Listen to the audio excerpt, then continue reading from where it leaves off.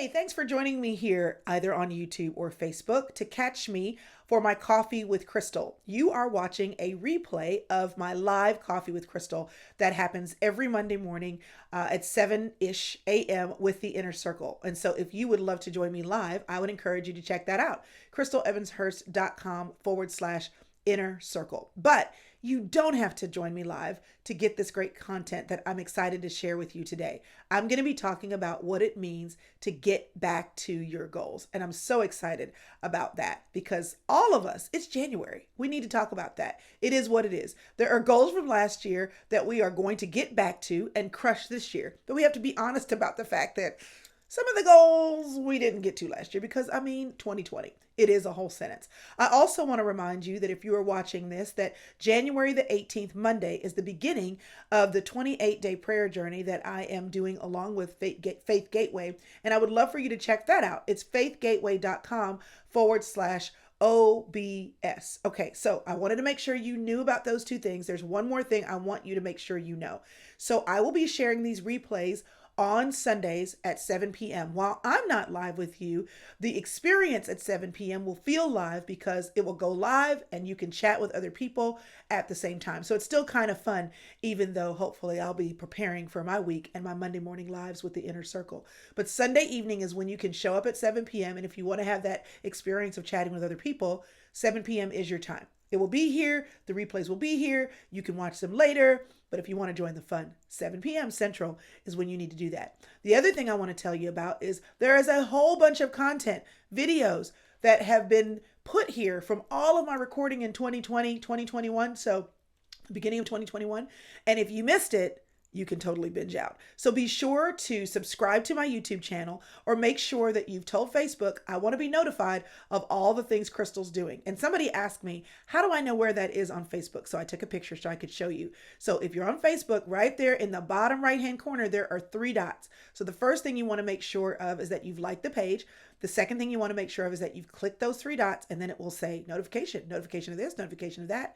And you can say notification of everything, and then you won't miss a beat. And of course, again, YouTube is like and subscribe. So y'all, without further ado, let's talk about getting back to your goals. Okay, so welcome this morning where I am talking about getting back to your goals. If you are like me, you have goals that you're setting for 2021, but they are goals that you had for 2020. Let's be real. Some of the things that we intended to do in 2020, we got done.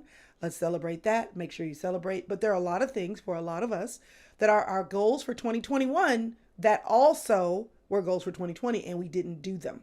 We didn't do them at all, or we didn't finish. And so there are some tips that I'd love to give you for getting back to your goals, because if they still are important to you, it's something you still want to do, you should get back to it. You shouldn't waste too much time feeling bad about yourself. You shouldn't waste too much time lamenting what you didn't do. You shouldn't allow what you didn't finish last year to impact what you do finish this year. If it's in you to do, if it's a desire, if it's something that you are wanting to, in your gut, in the soul of who you are, to still work on, you should work on it and not let the voice of you weren't going to finish that anyway, the voice of negativity, the voice of insecurity, the voice of unworthiness, steal away the desire that you have. So it's time just to get back to it. And I'm here to support you. So I wanted to give you some very specific things that I actually sat around last week and talked to the girls in the office to say, okay, help me help you. Because in order for me to give some of my best content, I really need to know that what I'm saying is useful, that it's actionable, that it's absorbable, and that it turns on the light. And so I sat here with the girls in the office. We talked about it. We made a list. We took notes. We turned on a voice recorder to say really what is here that is useful. And my hope is that our discussion from last week in the office is helpful to you. So there are 4 things that I want to tell you about to help you get back to your goals. Number one, I want you to set small goals. Okay. Even if you have a big one. And actually right now, in the Inner Circle, one of the things that we're doing in the Inner Circle right now is working on our 90-day goals. And in fact, let me put that here up on the screen. Now, the Inner Circle, the upper levels where we're doing that work, where we're working on us, those levels are actually closed. However, The inner circle is always open for the entry level. It's the co-producer level, which would mean you get to watch me do these live and enjoy community live. But the inner circle, when we open and close it, when we close it, it's because we want to do some work. We want to work on a project. We want to work on a challenge. We want to do a course together. We are working on 90-day goals right now. And so even if you have a big goal, the first thing that I want to challenge you to do this year in 2021 is to make smaller goals to achieve. So if you want to write a 50,000 word book and you want to write that over 50 weeks because 52 weeks are in the year and 2 weeks you don't want to write because you don't want to write when you go on vacation, then that would mean what? 1,000 words a week. Okay, so easy enough. Well, if you're going to write 5 days a week, what does that mean you're doing every day? That means every day, 5 days a week, you're writing 200 words a day. So guess what? If you write 200 words a day, 4 days a week, because at least one day a week, there's a day when you fall off the bandwagon, you still have 800 words a week, which multiplied times 50 would be 45,000 words or 40,000 words in a year. 40,000 words in a year is nothing to cry about. So if you set small goals, and even if you fall off the wagon sometimes and you don't always meet those small goals, you still have gone somewhere. And so what I want to challenge you to do is to set small goals, because even if you don't do it perfectly, goals that you can meet and feel good about, that you can work on often, will help you to get where you want to go. And so you can Google. I mean, I always say that the stuff we do in the inner circle, that people either are in because they want to support the work we do through our Patreon page, or because they actually want to do the work themselves and they want to invest in themselves. I always say, listen, the stuff that I'm doing, Google it. Like, Google it. You can look up setting goals on the internet. You can look up 90-day goals on the internet. You can look these things up. The benefit when we do these things together is that you have the benefit of community, which is always helpful. But set small goals. And the reason being is because even if you don't make it to the big goal, you still will have made progress. I am slowly unpacking my home, but here's the confession that I have to make. I have to confess that because some of the stuff that we had in a storage situation before we moved, we were trying to get all that stuff cleaned out. It was either like it's coming with us or it's not. And so I was trying to declutter because I didn't want to bring the junk, the stuff that had been in boxes for 3 moves. I did not want to bring that stuff with me to our new house. I have to confess that some of that stuff is still in storage. And I've thought about it for a second. I thought I should just bring it over here so I can quit having to go back and forth. Nope. It's still the goal to only bring over the things I love, the things that I need, the things that we're going to use. So I've made a major dent in it. However, I'm not done. So the small goal is that at least once or twice a week, I'm going over there to go through things, to give them away, to have them picked up, and to decide what comes with me. And the goal of decluttering so that I don't bring clutter to my new home is still my goal. And I'm still working on it. I was talking to the inner circle before I actually started the record button for you all, and I confessed that I've still got weight to lose. I've also still got Christmas cards to get out, but they're no longer Christmas cards or New Year's cards. But what's my goal? My goal is to make sure that family and friends get to see a picture of my family. So I'm going slower, but we're still getting them out. So setting smaller goals or shifting the goal into a place where you can go is okay. And here's what I want to tell you. Here's your takeaway for this. Slow is a good speed to go. Just because you move a little slower than what you planned, just because you're not doing it in the rhythm that you thought, just because the method that you chose for last year is not the method that worked, slow is a good speed to go. And often the things that we do too fast, we can't sustain. Anybody who's lost weight really fast will tell you that you can do it really fast, but if you have not actually changed who you are in the process, you won't be able to maintain that change. Slow is a good speed to go. The second thing I want to tell you about, the first one was setting small goals. The second one is overcoming disappointment. Okay, now you need to have a script in your head to overcome the disappointment that you're going to feel. Listen, there are the reason why there are goals that you've had that you haven't been able to achieve. They can be external reasons or internal reasons, but let's talk about the internal reasons right now. That often you are your own worst enemy and that you self-sabotage you. That there are voices in your head that when you start a new thing, they're already telling you what you can and can't do.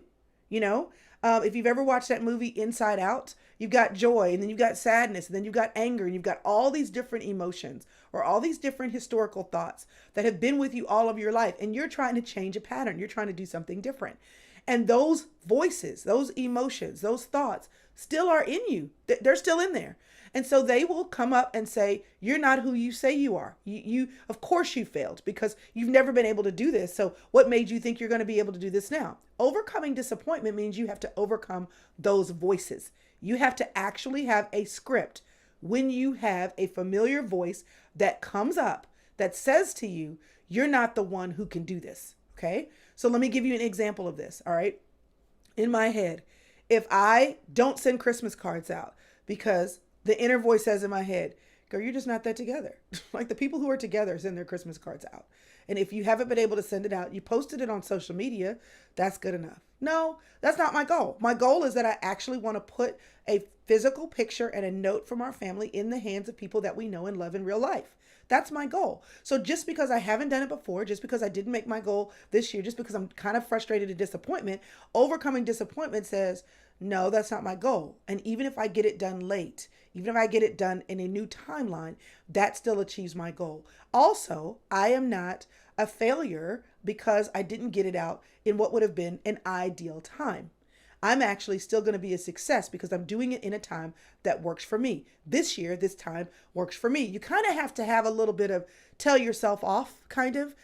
Even with me, losing weight, one of the things I'm actually talking about in the new book that I'm writing, I actually got permission from a lady that I have known for years. And I heard her talk. She said this to herself. Now, she said this to herself on a microphone in front of a group of women because she was about to give a talk. Okay. This woman struggles with her weight. It's very obvious she struggles with her weight. She'll tell you she has struggled with her weight all of her life.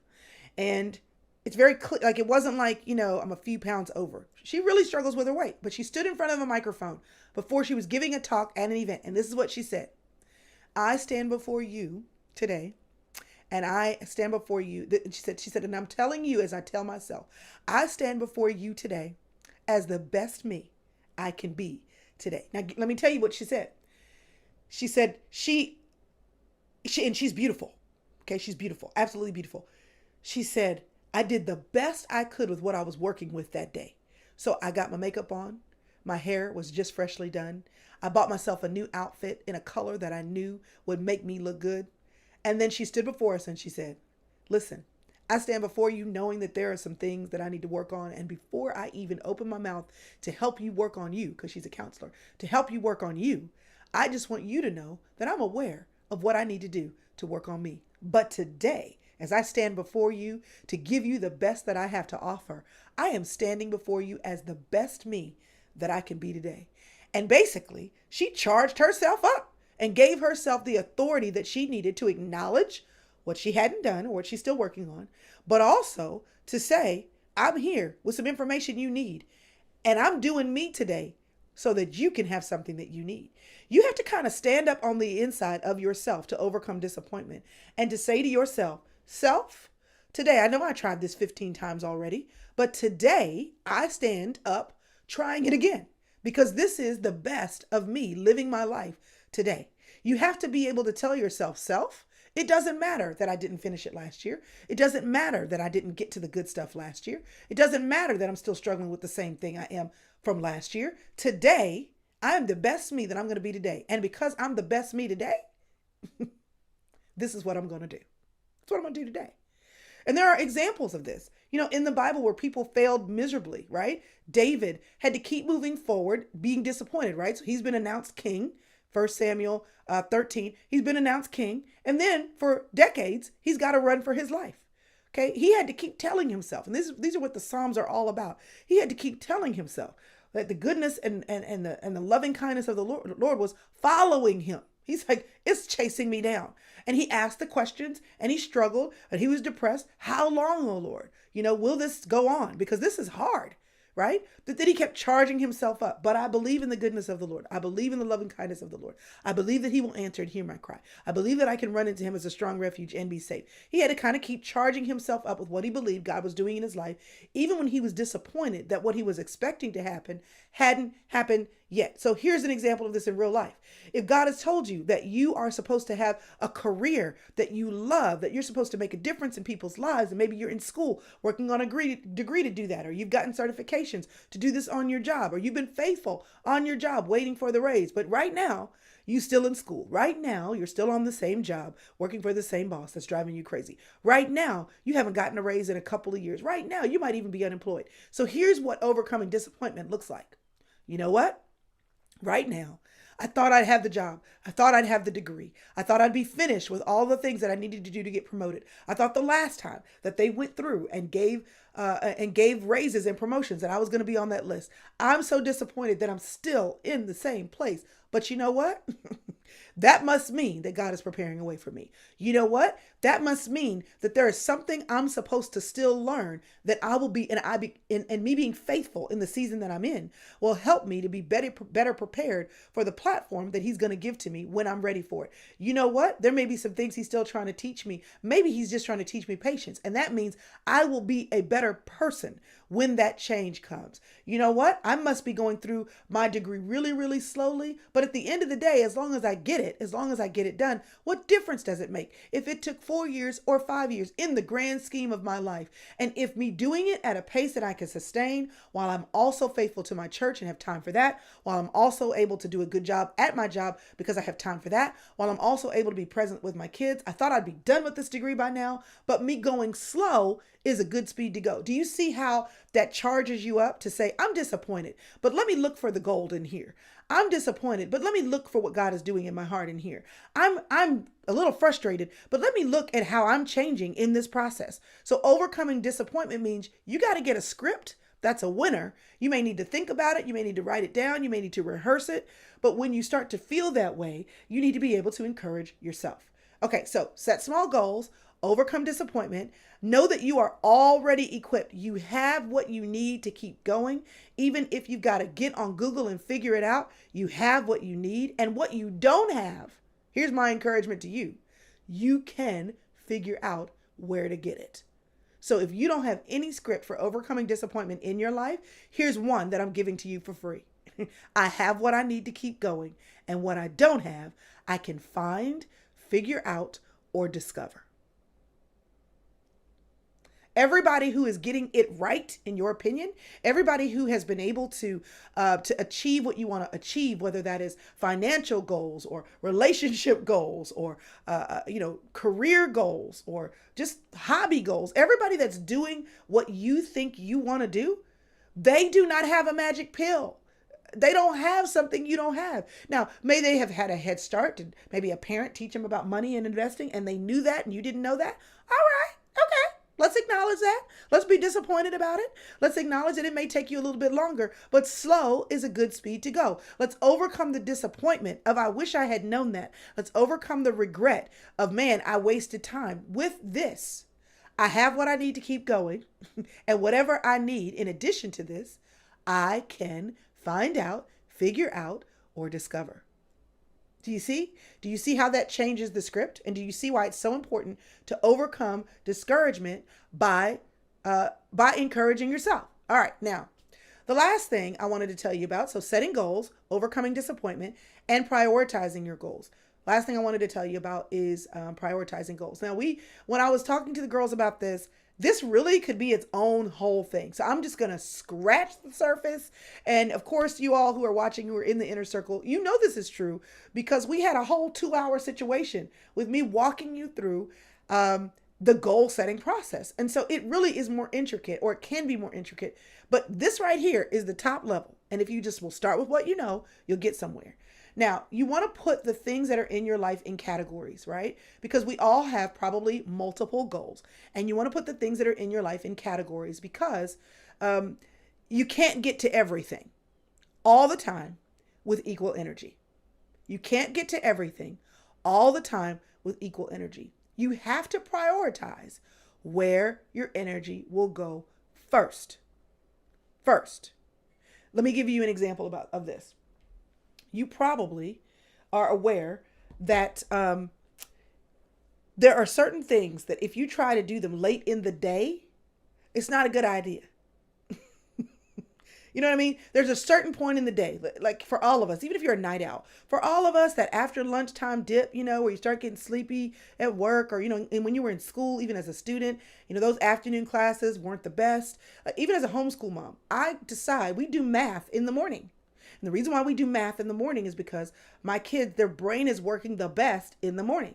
And I realize that as they go through the day, their energy is going to flow differently. And it may dip and it may come back up, but their energy is going to flow differently. So I prioritize what comes first because I want to make sure that the best of their energy gets given to the thing that's probably going to require the most of their energy. Okay?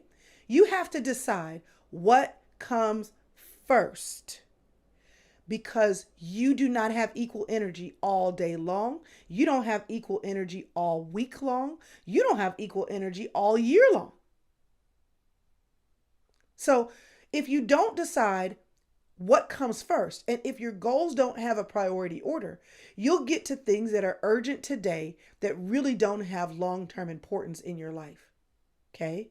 And the problem is that most of us, when we are goal setting, the reason why we don't get to the most important things is because we get distracted by other things that are important, that need to get done, but they only need to get done urgently today. And we are only driven by the urgent, and our energy goes to the urgent, which means we don't have a priority system for dealing with the important.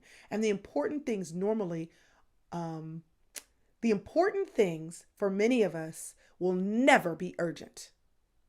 Let me say that again. The important things for many of us will never be urgent. They just add up to, if you don't do them, you have regret. Let me give you an example. If you never prioritize time with your children, it's never urgent. It's never urgent to have dinner with your family. It's not urgent to read your children bedtime stories. It's not urgent to hang out with your teen at the coffee shop. That's not urgent, but it's important. And if you don't build relationships with your children, you will regret that one day. They talk about the major regrets that people have. There are only a few that are common to most people on their deathbeds, that they didn't spend more time with the people that they loved, that they didn't spend more time doing what they loved, and that they didn't take risks, that they didn't try things. Okay, these are the things that are not urgent. They're not urgent, but they're important.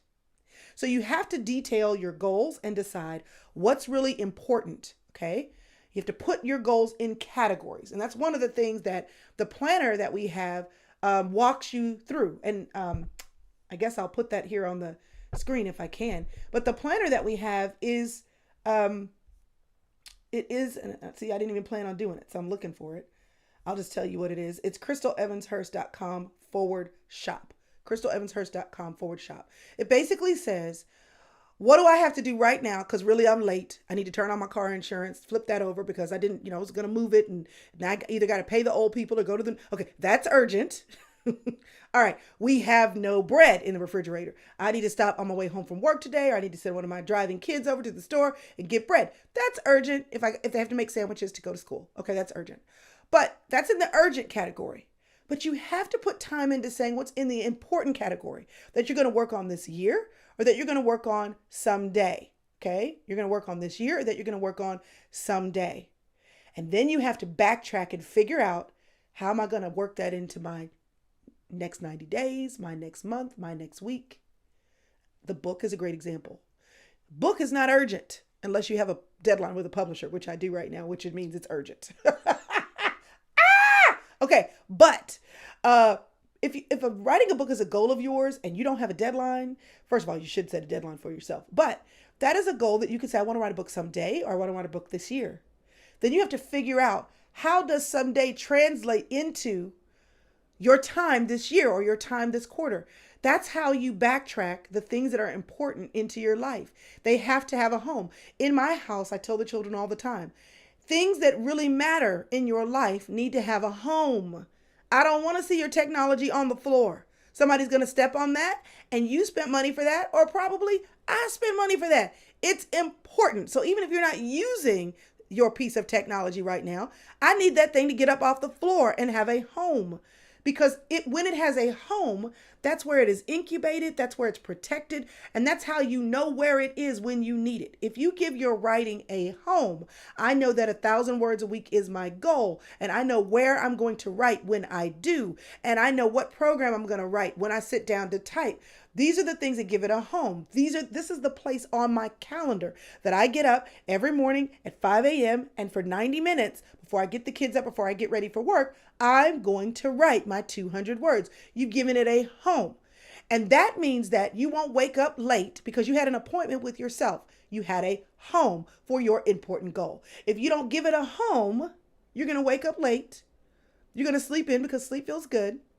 You're going to not get around to it because, there's always something else to do. I got to write checks for this, or I've got to pay bills early in the morning, or I've got to, Your time for your important goal written into your schedule is how you prioritize. Okay? Every goal needs a home. How are you going to work on it? When are you going to work on it? What time are you committing to it? Okay? And you have to give all of your goals a home. Someday, this year, this quarter, this month, this week, what day? And when you give it a home, here's where prioritization comes in. When you give it a home, you realize what you don't have room for. You want to know how people get major things done in their life, and you're looking at them like, okay, why can't I get this done? Why is it such a struggle for me? You want to know why? Because you're trying to put everything in your 24. We only all have 24 hours. So if you are admiring people who are accomplished pianists, or who have recorded their record album, or who have been able to get their YouTube views up, or who have done a great job raising their kids, or they look nice and their clothes are put together. Let me tell you something. If somebody has their closet together, they put time and energy into that. They spend an hour before this is why I don't want to do it. I don't want to spend an hour or 30 minutes even in front of the mirror before I go somewhere. I want to throw on something that feels good and walk out the door. And I have a friend, when we say we're going out, she's like, I'll meet you in an hour. I'm like, an hour? She's like, yeah, I got to get together. She has decided that when she goes out, she builds in time. When I plan in an appointment on my calendar, so I'm an iOS person, I'm an iPhone person, and it gives you the option to check the travel box. So if you put in the address of where you're going for your appointment, it says travel box and it calculates the distance. Or you can plan to put in to your appointment time 30 minutes to an hour ahead of your appointment time. So it blocks off travel on your calendar. Many of us are late because we have the time for our appointment on our calendar, but we don't build in the travel time. We don't plan for what it takes to get to the destination. We just say we want to get to the destination, but you have to plan the travel time. You have to plan for what it takes for you to get there. And the problem is we want to plan for the goal without planning for the process that gets us to the goal. We want to plan for the goal without planning for the getting to the goal. And both of them matter, and both of them need a home. Okay. So prioritizing means putting your goals in boxes. Is this urgent? Is this important? And important in what time frame? And then you make sure that the important things that are not a part of your everyday get a home. How do I take that goal and back that into today? If I want to work on that this week or this month, or maybe I'm not going to work on this month. You know what? In order for me to actually clear my slate for writing, here are all the things that I've got to get done. In order for me to clear the slate for losing weight, here are all the things that I got to get done first. So I'm not even going to focus on that until February, so that I can focus on getting these urgent things off my plate. It's okay to operate like that. Prioritizing says I only have 24 hours in a day, and here's how I'm going to make room for what matters, what's urgent, and what's important. So let me give you a couple of examples about this. Photo organization. Y'all, I have hundreds of thousands of photos on my phone and on hard drives and all the things. Probably like between 100 and 200,000 photos. It's ridiculous. And my goal is that I want to make sure that my children have memories, that they're not all stuck on my phone and on hard drives where they never see them. Okay, so that is important to me. Having photo albums is important to me because with my mother gone, she was really disciplined about every year printing out her photos and putting them in photo albums. And she always put them in photo albums at Christmas time. So my desire is to leave a legacy of memories with my family. It's overwhelming to me because there's a lot of photos that I don't need to, we take a million photos to just get one. This is the day and age of digital photography. But what it means is that I've got to work on it a little by little. This often gets bumped. Photo organization often gets bumped because it's not urgent. It doesn't have anything to do with me putting dinner on the table. It doesn't have anything to do with me meeting my book deadline. It doesn't have anything to do with me moving. But it's important because if I don't leave my family photos in photo albums, digital or physical, it doesn't matter. I'm not going to like that. I want to give them that gift. So I have to give it a home, right? I have to give it a home. And so we've been working on getting photos organized little by little. My first goal was to get all of my photos in one place. Then I put them on a hard drive.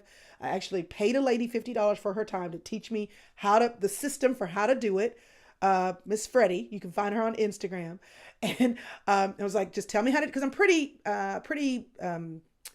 technologically oriented. I just was like, I don't want to spend any time figuring out the process. What's your process? Tell me how to do it. I took notes.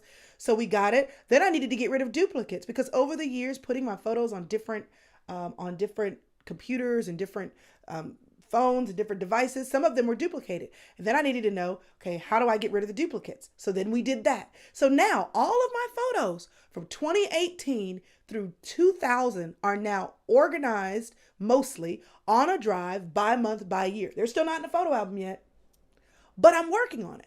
So you have to see that there's a rhythm to prioritizing your goals and you have to make room for it, right? And so it's on the list of things that I work on every week. And I just keep making a dent in it. Another example would be the quilt. I took a class with Karis when she was in high school. We worked on a quilt. I wasn't interested in sewing, but she was. So we worked on that quilt and I didn't finish mine. I didn't finish it. It sat in my closet for years, unfinished. The border was not finished. And one year for Christmas, she finished the border and she gave it to me. Okay. Just because you've made progress on a goal and you haven't finished it and you sat it on the shelf doesn't mean you should throw it away and say to yourself, I'm never going to get there. Okay. I'm never going to get there. Sometimes it sits on the shelf for a while until you get back to it. And it's okay to say that there's a goal that I have that's not a this year goal. There are some other things I got to do first before. So this is a 5-year goal. This is a someday goal. Sit it on the shelf. Just write it down so that you don't forget about it. My grandmother did not get a degree from community college until she was in her 70s. And the reason for that is she kept taking classes based on what she was interested in. And she kept like changing degree plans. And then finally in her 70s, my sister went to the dean and said, I want you to figure out, is there a degree? Surely my grandmother in all of these years, with all of the things that she's done, all the classes that she's taken, surely in all of these years, there's a degree that she has earned. And there actually was one. And so she got a degree in her hand. But all these years, she just been taking classes because she loved learning. Okay. And then after a while, it was like, okay, let me gather these things together and put a title on it. There are things you're going to work on your whole life. And you don't even realize right now that you're working towards something because it's not a goal that you have for yourself. It's a goal that God has for you.